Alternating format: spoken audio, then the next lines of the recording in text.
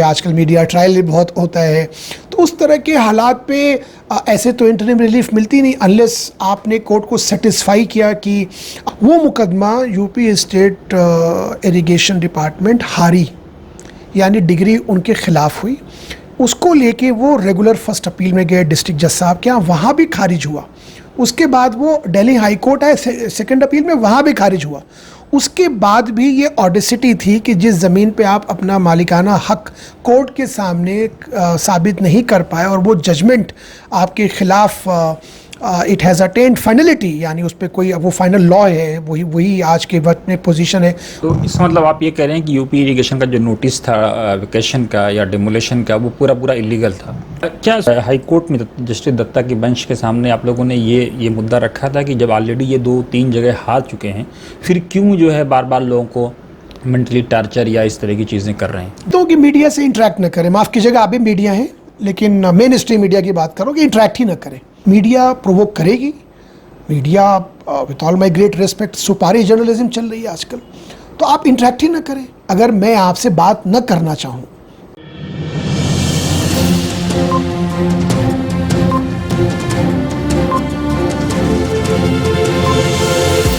झूठ से दूर, खबरों से भरपूर। आप देख रहे हैं वतन समाचार। मेरे साथ बातचीत करने के लिए आज एडवोकेट फर्रुख साहब मौजूद हैं। आज जो खसरा नंबर 277 का मामला चल रहा था बटला हाउस में, जो यूपी इरिगेशन से संबंधित है, उसमें आज हाई कोर्ट में आप अपीयर हुए थे। इस पूरे मामले पर बातचीत करने के लिए मौजूद हैं। क्या है वकील साहब ये पूरा मामला और आज क्या हुआ हाई कोर्ट में? देखिए, हमें करीब 115 लोगों के आसपास अप्रोच किया था, एक ग्रुप था पूरा, कि उन लोगों के घरों के बाहर यकबयक नोटिसेस लगा दी गई हैं डेमोलिशन की, खाली करने की और डेमोलिशन ड्राइव के लिए।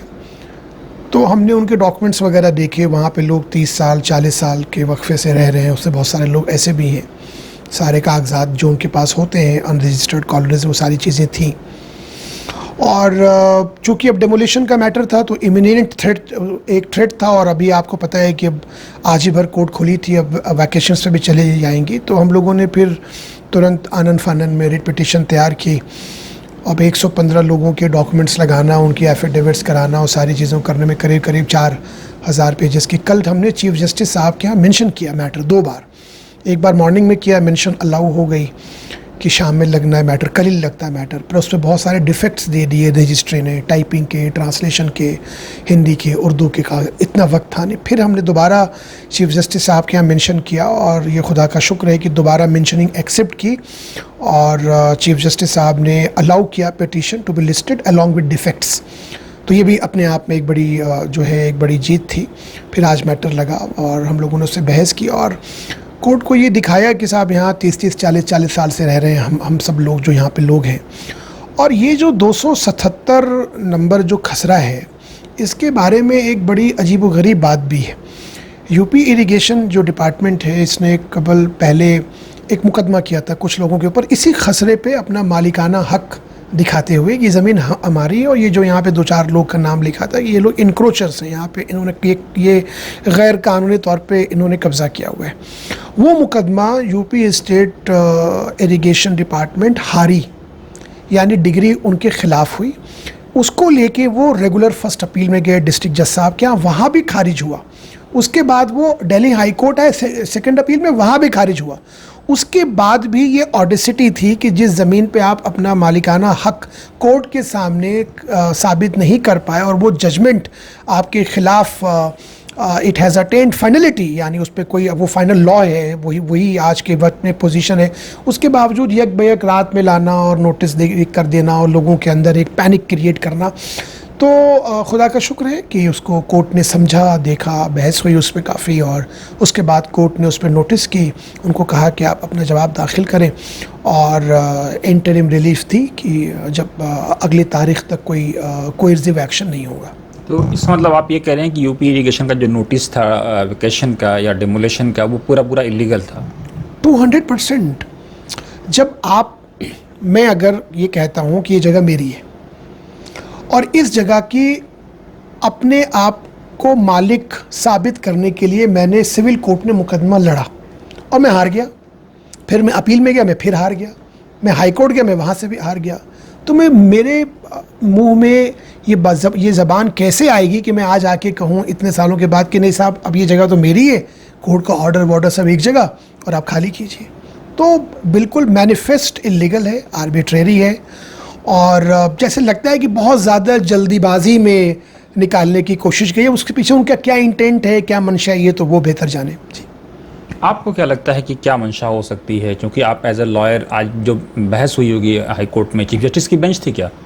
नहीं, चीफ जस्टिस के बेंच में मेंशन होता है मैटर लिस्टिंग के लिए। आज तो ऑनरेबल जस्टिस सचिन दत्ता की कोर्ट में था, जिनके पास रेड का जुरिसडिक्शन है इस वक्त। बहस हुई, देखिए मंशा उनके दिल में क्या है या उसके पीछे कोई अंडरलाइंग करंट और कुछ है, वो तो हम एज ए लॉयर, हमारी जिम्मेदारी है मुकदमे के कानूनी नवैयत को देखना, और कोर्ट भी कानूनी बहस ही सुनेगी। और कोई अगर आपके जहन में कोई बात है भी और आप कहना चाहें तो आप न कह सकते हैं, न कोर्ट उसको सुनना चाहे तो उसको कोर्ट सुन भी नहीं सकती है।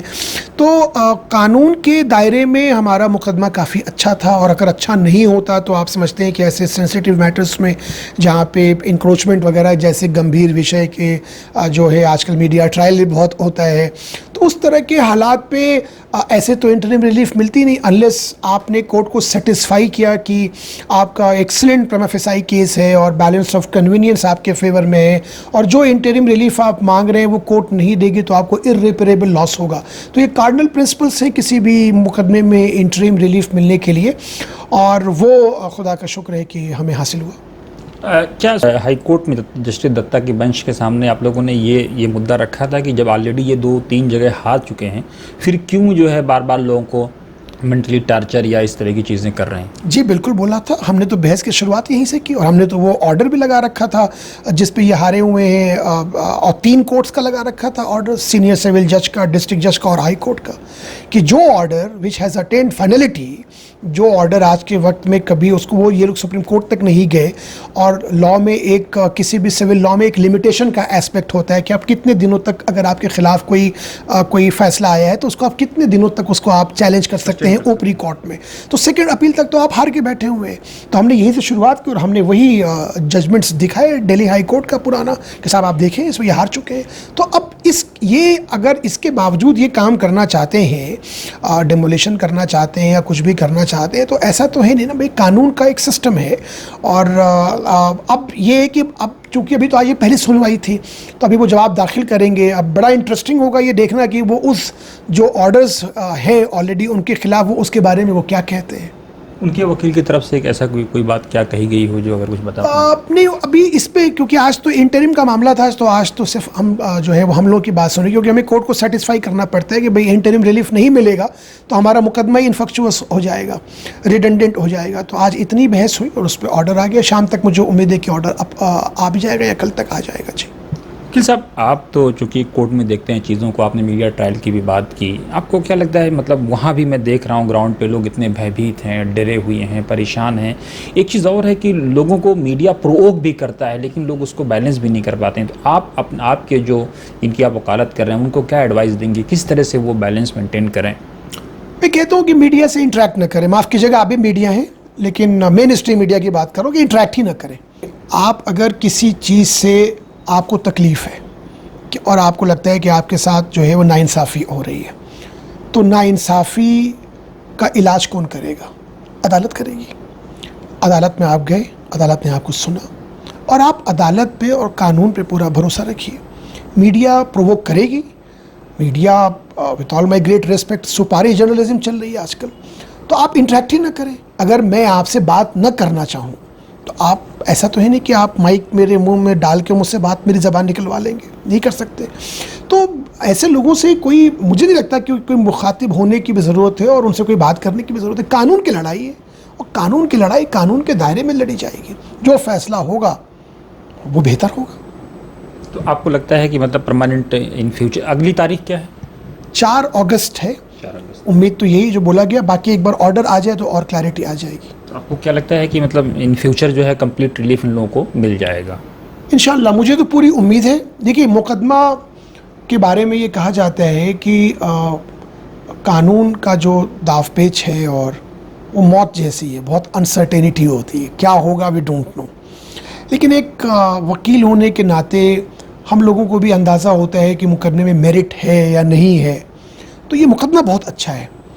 क्योंकि आप समझिए ना कि भाई आप ये कहते हैं कि मैं इस जगह का मालिक था हूँ, आप जाते हैं कोर्ट और आप कहते हैं इन लोगों को आप खाली कराइए, आप मुकदमा हार जाते हैं और वो ऑर्डर हाई कोर्ट तक अपील्ड होता है, तो किस मुंह से आप आके ये कहते हैं कि अब ये ज़मीन आप खाली कर दो, ये ज़मीन मेरी है। बहुत शुक्रिया जी शुक्रिया। तो ये है एडवोकेट फारूक साहब, इनका साफ कहना है कि सुपारी जर्नलिज्म चल रही है तो आप मीडिया से अवॉइड करें और ख़ास तौर से लॉ का सहारा लें। मैं बार बार अपने दर्शकों से कहता हूं कि पैनिक ना क्रिएट करें, टेंस क्रिएट ना करें। ये कानून की लड़ाई है, कानून के दायरे में लड़ी जाएगी। एक बात मैं अक्सर और अपने दर्शकों से कहता हूँ कि भारत की जो न्याय प्रणाली है उसकी रीढ़ की हड्डी बहुत मजबूत है। आप इंसाफ की उम्मीद रखें, इंसाफ ज़रूर मिलेगा। आप बने रहें वतन समाचार के साथ।